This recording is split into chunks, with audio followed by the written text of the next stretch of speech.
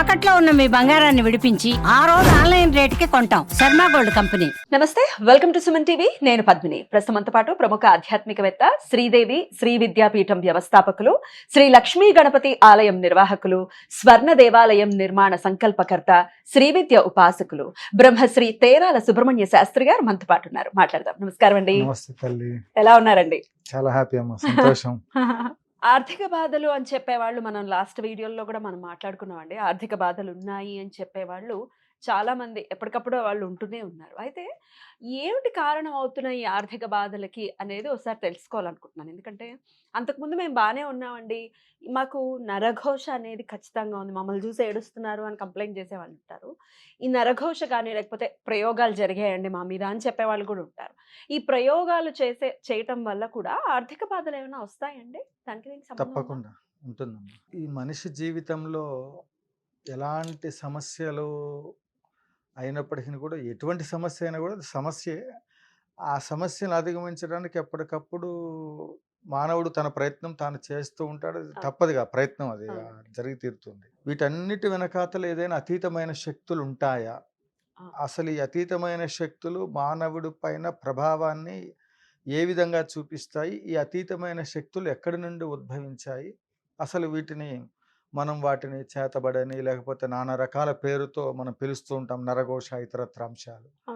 ఆర్థికపరమైన అంశాలు ముఖ్యంగా ఏ విధంగా ఈ మంత్రశాస్త్రం ప్రభావం పడుతుంది అంటే, ఎప్పుడైనా సాధన చేసేటప్పుడు అక్షర లక్షలు జపం చేసి 32,000 కోట్ల మంది దేవతల్ని అన్ని క్షేత్రాలు తిరిగి వచ్చినా ఆ దేవతా ఫలితం రాలేదు.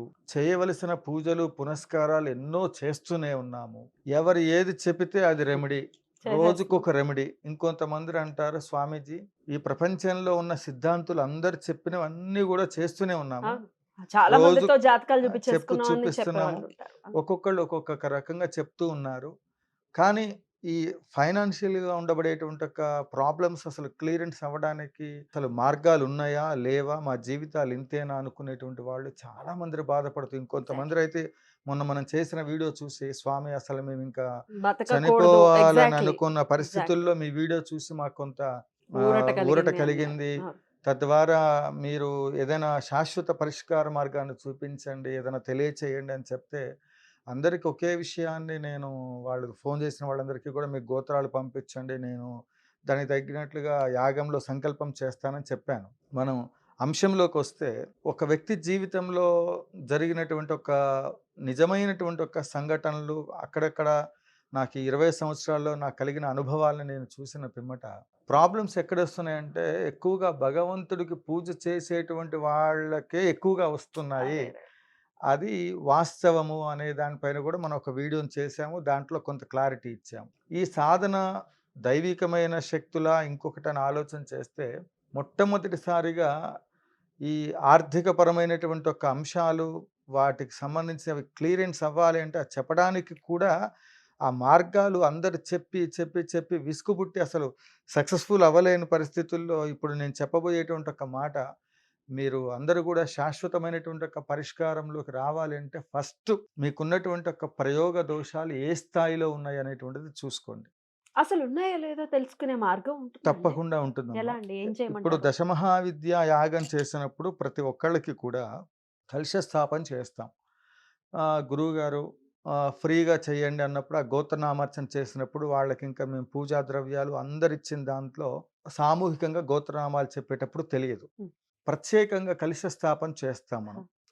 ఆ కలశ స్థాపన చేసి 108 రోజుల పాటు అనుష్ఠాన క్రమం చేస్తున్నప్పుడు, ఎవరికైనా సరే కలశ స్థాపన చేసినటువంటి వాళ్ళకి దోషం ఎక్కువగా ఉన్నప్పుడు జరిగే పరిణామాలు ఏంటంటే, ఆ కలశం చుట్టూ చిన్న చిన్న పురుగులు వస్తూ ఉంటాయి. తర్వాత ఆ కలశం పూజ చేసే సమయంలో మనం అంత యాగశాలలో అద్భుతమైన వనమూలికలు, విశేషమైనటువంటి ఒక పరిమళాలు వెదజల్లేటువంటి ఒక సువాసనలు రావాల్సినటువంటి ఒక ప్రదేశంలో మనం భరించలేని దుర్గంధం వస్తుంది.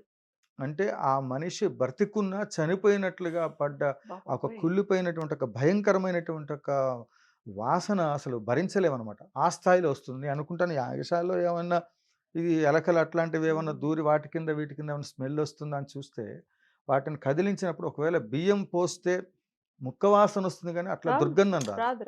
అలా అన్ని కలశాలు రావు. ఆ కలశాల్లో ఉండబడేటువంటి ఒక ఫలితాల్లోకి వెళ్ళినప్పుడు ఒక వ్యక్తి నా దగ్గరికొచ్చారు. రోజు నేను జపం చేసుకుంటూ కూర్చుంటూ ఉండేవాడిని. కళ్ళు నేను నిద్రొస్తుందేమోనని మళ్ళీ ఆ జపం చేసే టైంలో తూగుతున్నానని చెప్పి కళ్ళు తెరిచి చూస్తే వాడు భగవంతుడు ప్రత్యక్షమైనట్టు వాడు రోజు ఉదయం 11 కాగానే నా అర్చన సాధన అంతా కళ్ళు తెరిచి చూడగానే వాడే కనపడేవాడు. "ఏమిరా బాబు నువ్వు రోజు ఇలా ఒక రోజు కాదు, 2 రోజులు కాదు, 3 రోజులు కాదు, పోనీ గుళ్ళోకి వచ్చే లోపలికి నీ ప్రాబ్లమ్ ఏంటో చెప్పు. నీకేం కావాలో చెప్పు. నా నుండి నేను ఇవ్వవలసినటువంటి ఒక సమాధానం నేను ఇస్తానంటే" వాడు అలా ఏం మాట్లాడేవాడు కాదు. చేతులు కట్టుకొని ఇలానే చూస్తూ ఉండేవాడు. అసలు నాకు అతను ఎవరో కూడా తెలియదు. లాభం లేదని చెప్పి వీడేదో జపం చేసుకుంటుంటే ఇబ్బంది పెట్టడానికి వచ్చినటువంటి వాడు, కాలంతో కూడా ఉన్నాడు వీడు. మనసులో అనుకునేవాడిని పాపం. అంటే ముఖ్యంగా ఎవరికైనా ఏదైనా సమస్య పరిష్కారం చేయాలన్నా మనలో తపోశక్తి ఉండాలి. అందుకే పూజకి ఎక్కువగా ప్రియారిటీ ఇస్తాను నేను.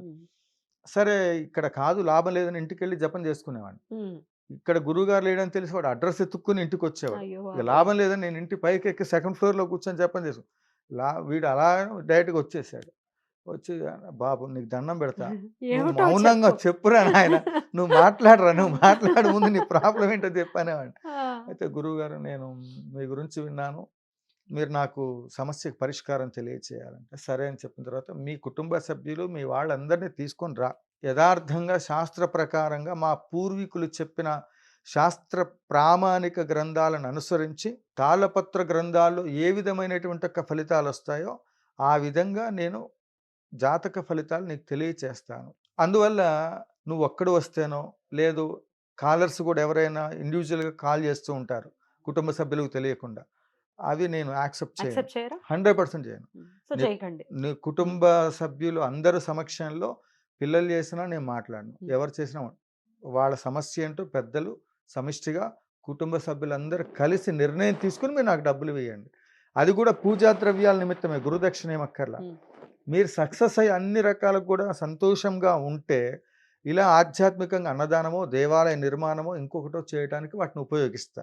ఇక దీని గురించి నేను మాట్లాడుతూ అందు గురించి నువ్వు వెళ్ళి మీ పెద్దవాళ్ళని తీసుకుని రానా అంటే పాపం అతను తీసుకొచ్చాడు. మొత్తం జాతకాలన్నీ చూశాను.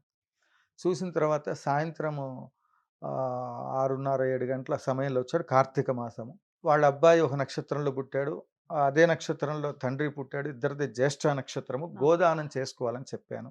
సరే, నక్షత్ర ప్రభావము, మనం గోదానాలు సువర్ణదానాలు ఇవన్నీ ఎందుకు చేయాల్సి వస్తుంది, శాస్త్రంలో ఏం చెప్పబడి ఉందనే విషయంలోకి వెళ్ళినప్పుడు చకచక విషయంలోకి వెళ్తే అతను నేను చేసుకోలేను గురువుగారు, స్తోమత లేదు, ఇంకేమైనా ప్రత్యామ్నాయం చెప్పమన్నారు. ఎట్టి పరిస్థితుల్లో నువ్వు చేసుకొని తీరవలసిందే, అది ఇంక వేరే మార్గం లేదు. 108 రోజులు యాగం జరుగుతుంది, యాగశాలలోనే ఉండాలి, నేను చెప్పేంతవరకు ఎక్కడికి వెళ్ళకూడదు అని చెప్పాను. సరే గురుగారు మీరు చెప్పినట్లుగా చేస్తామని చెప్పేసానన్నారు. కానీ ఇప్పుడు ఒకటి చేస్తాను, ఇంకొకటి పౌర్ణమి రోజు చేస్తాను అన్నారు. మరి దాని బదులు నేను గోదానానికి అయ్యే డబ్బులు మీకు ఇస్తాను, అది మీరు తీసేసుకోండి దక్షిణ కింద, అదే గోదానం అన్నారు. అలా చేయకూడదు, అది చేస్తే వ్యాపారం. ఇంకొన్ని పూజలు ఉంటాయి, నా ఇష్టం వచ్చినప్పుడు నేను ఇప్పుడు ఆర్డర్ బుక్ చేసుకున్నట్టు తర్వాత ఎప్పుడైనా ఇవ్వండి అంటాం కాదు.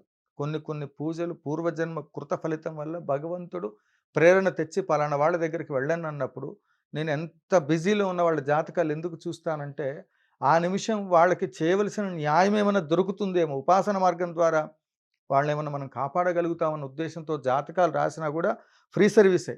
నా జీవితంలో ఎవరైనా ఏదైనా చేశారో అంటే వాళ్ళు సంతోషంగా ఇచ్చింది నేను తీసుకున్నాను. నేను ఎటువంటి నన్ను కలవడానికి కానివ్వండి, నేను జాతకం చూసినందుకు ఇన్ని సంవత్సరాల్లో ఎట్టి పరిస్థితులు ఎవరి దగ్గర నేను ఈ రోజు వరకు నాకు దక్షిణ ఇవ్వండి అని నేను తీసుకోలేదు. అసలు ఆ తృప్తిగా ఇచ్చినా హుండీలో వేసేయమంటాను, లేదా ఒక కట్ట సిమెంట్ ఇవ్వండి, లేకపోతే ఇంకోటి అట్లా చేయండి, అంతే, యాగం చేస్తాను, ద్రవ్యాలు ఇవ్వండి, ఇలా అడిగాను. ఈ సందర్భంలో ఆ పిల్లవాడు సరే ఏర్పాటు చేశారు, అంతా బాగుంది, 108 రోజులు దీక్ష సంకల్పం చేస్తే మాతో పాటు ఉన్నాడు, అతనికి కావలసిన వసతి అన్ని ఏర్పాట్లు నేను చేస్తాను, కనీసం యాగశాల అష్టబంధంలో నుంచి దాటి నువ్వు బయటికి వెళ్ళటానికి వీల్లేదు అన్నాను. సరే అయితే మాకు పాప ఉంది, నేను పలానా చోట దింపేసి వస్తాను, ఇంకా కార్యక్రమం కొనసాగిద్దాం గురువుగారు అన్నారు. సంకల్పం చెప్పని దీక్ష నడుస్తుంది. ఖచ్చితంగా 40 రోజుల ప్రోగ్రాంలో 30 రోజుల తర్వాత అతనికి ఫోన్ వచ్చింది, వాళ్ళ పాప మెచ్యూరిటీ అయింది, మీరు రాజమండ్రి రావాలి అని చెప్తే సరే అని చెప్పి వీళ్ళు ఆ ఊరికి వెళ్ళటం.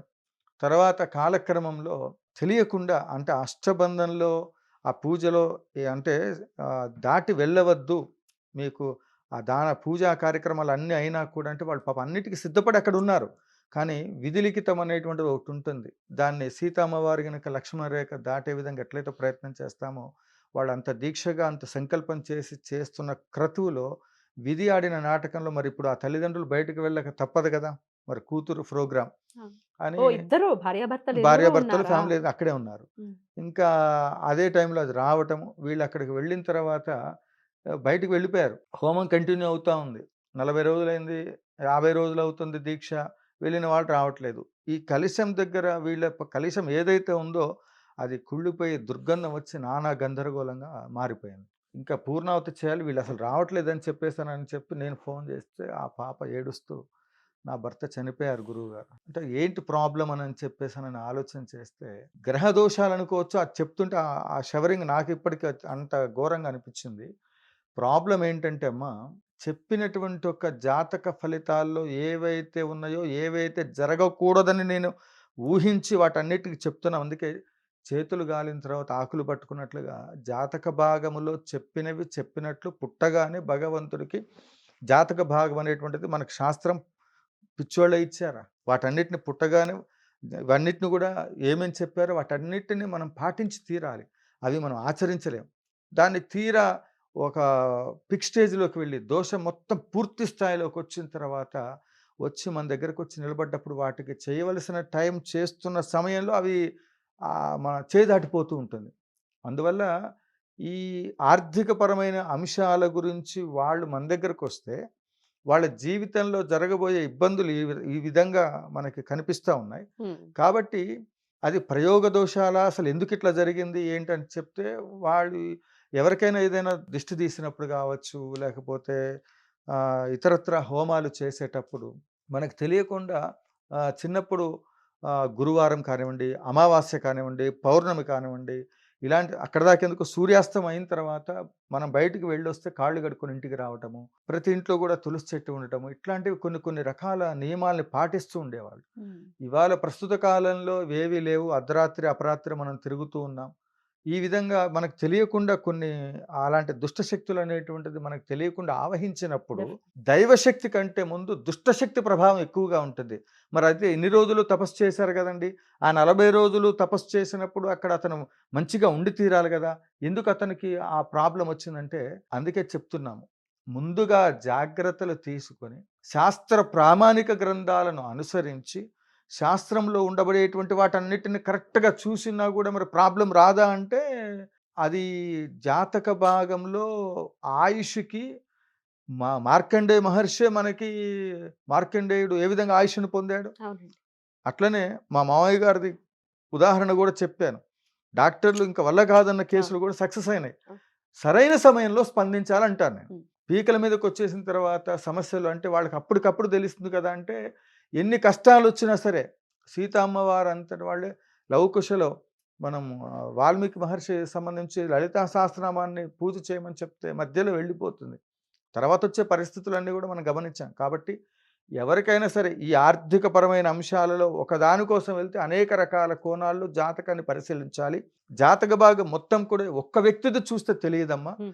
కుటుంబంలో ఉండబడేటువంటి వాళ్ళందరిది చూడాలంటే టైం పడుతుంది. ఇవేవి చేతగాదు, నాకు టైం లేదు, చేయలేము. ఎమర్జెన్సీగా నేను హ్మ్. ఇవన్నిటి నుంచి రావాలనుకున్నప్పుడు ఖచ్చితంగా దశమహావిద్యా యాగము శాస్త్ర ప్రకారంగా చేసుకుంటే జాతక భాగము చూసినా, చూడలేకపోయినా ప్రతి ఒక్కళ్ళకి ఈ స్వర్ణాలయంలో ప్రతిష్ఠించబోయేటువంటి ఒక రాజశ్యామల అమ్మవారి సాధన చేస్తే ఎలాంటి గ్రహ దోషాలైనా తొలగుతాయి. హ్మ్. ఇది ముమ్మాటికి నిజం. హ్మ్. కాబట్టి ఆర్థికంగా అభివృద్ధిలోకి రావాలన్నా, పిల్లలకి మంచి విద్య రావాలన్నా, ఎటువంటి కోరికలు తీరాలన్నా రాజశ్యామల. రాజశ్యామల చేస్తే ప్రయోగ దోషాలు, ఇట్లాంటి దోషాలు, అపమృత్యు దోషాలు అసలు ఏం కావాలంటే అది అమ్మవారు మనకిస్తుంది. మనకు కలిగే చెడుని అమ్మవారు తీసేస్తుంది. రైట్. కాబట్టి మీరందరూ కూడా శ్యామల ఉపాసన చేసి అమ్మవారి సేవలో తరించండి. ఖచ్చితంగా. అయితే ఎలా చేయాలి వీడియోలో చెప్పండి అంటే కాదు, గురుముఖతగా తీసుకోవాల్సి ఉంటుంది. మరి మీరు ఒకవేళ ఫోన్‌లు చేస్తే వాళ్ళకి సాధన ఎలా చేయాలో చెప్తారు కదండీ! తప్పకుండా అమ్మ. సో, ఖచ్చితంగా ఒకవేళ తెలుసుకోవాలి అనుకుంటే గనక గురువుగారికి కాంటాక్ట్ చేయండి. చాలా చాలా అద్భుతంగా తెలియజేశారండి. కృతజ్ఞతలు. కామాక్షి. నమస్కారం అండి. మస్త్.